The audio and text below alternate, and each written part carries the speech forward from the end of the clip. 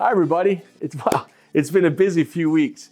On top of all the exciting work that's going on here at the home office, Greg, Cynthia and I visited, England, Hungary, France, Japan, and after Japan, I shot off for a couple days in Hong Kong. So as you can tell, it's been a really busy couple of weeks, but it's been brilliant to get back onto the road and spend time with our FBOs, with you guys. You are always so welcoming, and we are grateful for your hospitality. Everywhere you go, you open your lives to us, and it's just wonderful to be there, I can promise you. There are many things I'd love to tell you about all that's going on in the forever world right now, and especially on my last trip, there's so many things I could tell you, but here's a quick summary. Let me think this through. We danced on the beach in the south of France.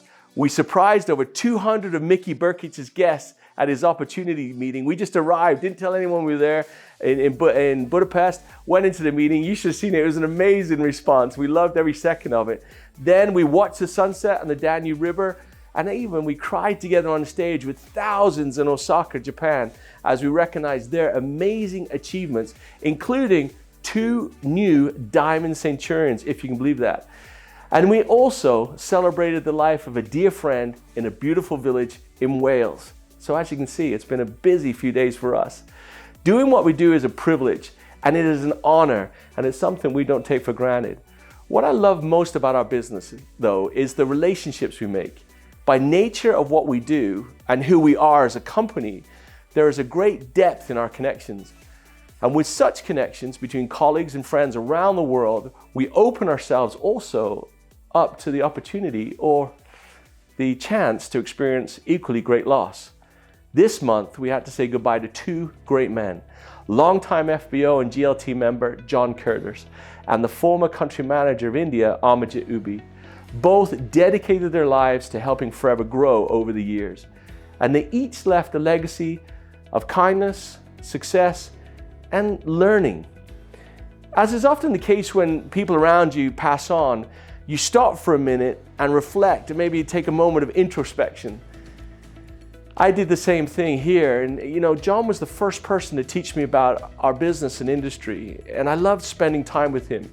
He had a way of making you feel optimistic and confident, smarter and a little lighter. John taught me, a young lad from Liverpool, more than he will ever know, and he guided my steps so patiently, without judgment, during my first clumsy years in this business. Amarjit was a pioneer for India.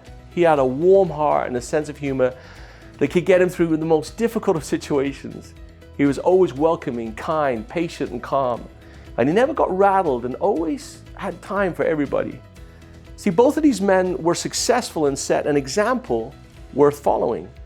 So what was their secret to success? Well, let me first off say, and I don't think I'm qualified to answer that question in full, but as I reflected on what I learned from them, I did discover a common thread. Despite achieving their success very differently, there was a similarity about their success. They both led by example.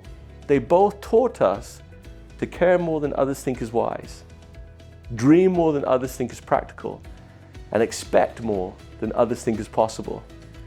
They also taught me how to believe in the unbelievable. And how did they do that? They did it by the way they lived and the way they loved. And their example fundamentally changed me.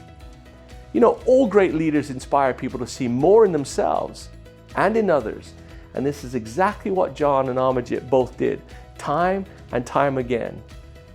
Over the years, I've observed that great leaders are also kind, polite, and interested in the lives of those around them. They're not dismissive or rude.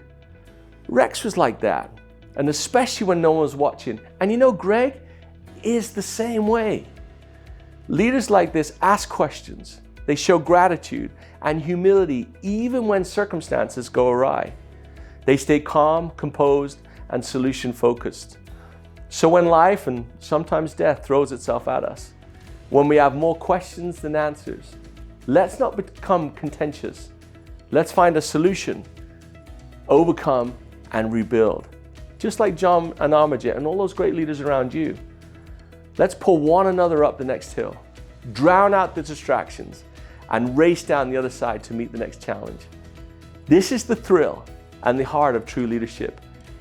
It's not the micro moments of celebration. Leadership is found in the face of difficulty, in the late nights of listening, and in leaning into the winds of change when everyone is looking.